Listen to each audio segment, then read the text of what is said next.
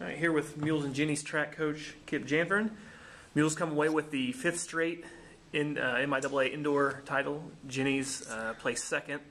A couple of the highlights: Cialo with 3 wins in 3 races. A couple of those set up new MIAA Championship meet records.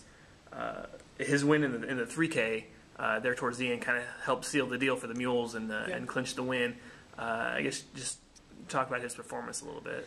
Well, Laban was on the game this weekend, no doubt about it. And you know, the 5K we talked about just making sure you win because you got other events to do, and that's the first one he did on Saturday night.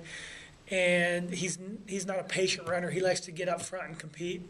And halfway through the race, he decided he was going to make it good, and then he started going for the conference record, and that was pretty impressive. And we thought it might take something out of him. And then in the mile, he kind of rode the pack for a long time, and then when it got kind of crunch time, he jumped out of there and took off and held on for the win. And then I think after he started looking at the conference record in the 3K, he said, that's something I'd like to get to. And very, very impressive weekend for him, and he's obviously the class distance runner in our conference right now.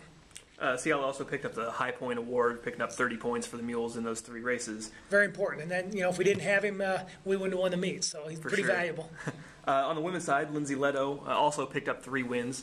Took the pentathlon on Friday, and the 600-yard run and the high jump. Also picked up a High Point Award for the 3rd year in a row for Lindsay. Talk about, I guess, just what she did over the weekend. Well, she continues to amaze me.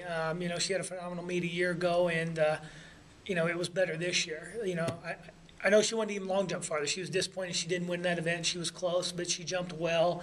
For her to win the high jump, that's great. I mean, she wasn't good enough to high jump in the conference meet her freshman year. That's how far she's come. What she did in the 600, it was workmanlike. What she did in the multi to win the pentathlon was workmanlike. Very impressed with that. She broke the conference record in the 60-meter hurdles, but got beat. That's how good she was competing. And, you know, my hat goes off to how hard she worked to try to help us win a conference title.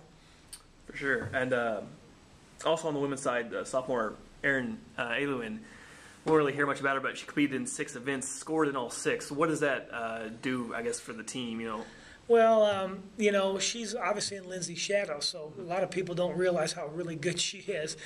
She's a phenomenal athlete as well. And, you know, we go back to a week ago when I was trying to figure out if we had a chance to win the conference meet. And when I thought we did, it really was on the shoulders of those 2 young ladies. Obviously, Jenna Schmidt and Kayla Meiskens needed to score their points, but they weren't going to do nearly the number of events that those 2 young ladies were. And they said, what do we need to do to win a conference title? And I said, well, you got to do this and you got to do well. And they were up for the challenge, and you know, for Erin to triple jump, which she almost never does, and to get 3rd in the conference was great. And she was battling some fatigue and things like that to come back and do well in the high jump, and that was a swing event for us, and to hurdle well, to run a 600, which she has very little background in running, and to have a great pentathlon. She could have scored 4,000 in the pentathlon if I'd have let her.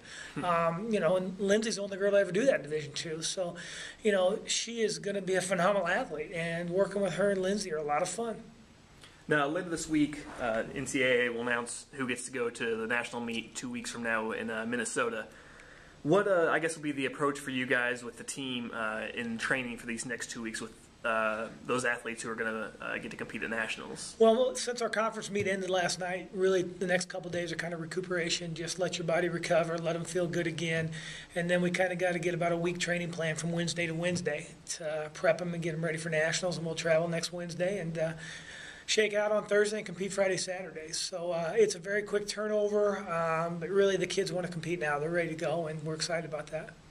How do you guys, as coaches, I guess, kind of set up the practices with you got so many guys who are going to be going to nationals, the rest of your team going to start transitioning into the outdoor season. Is there any change in their training as far as just the transition into going outside, or is it pretty much just stay with the current plan they've been working on? Well, it definitely changes. The people that will not compete for another month or even longer that are going for outdoor now, we're going to start doing some different things. They're not going to be nearly as intense and definitely maybe some more volume and some more general conditioning and things like that. Obviously, the kids that are going to the national meet, we're going to ride that wave to the peak of the conference and try to even perform at a higher level at the national meet. So this is difficult for us because, you want to focus on your good kids that are going to the nationals, but you don't want to not give the attention to the rest of the team that they need as they prepare for the outdoor conference meet and beyond. So it is a difficult time for us, but at the same time, the championship is what we train for, and we're excited about it.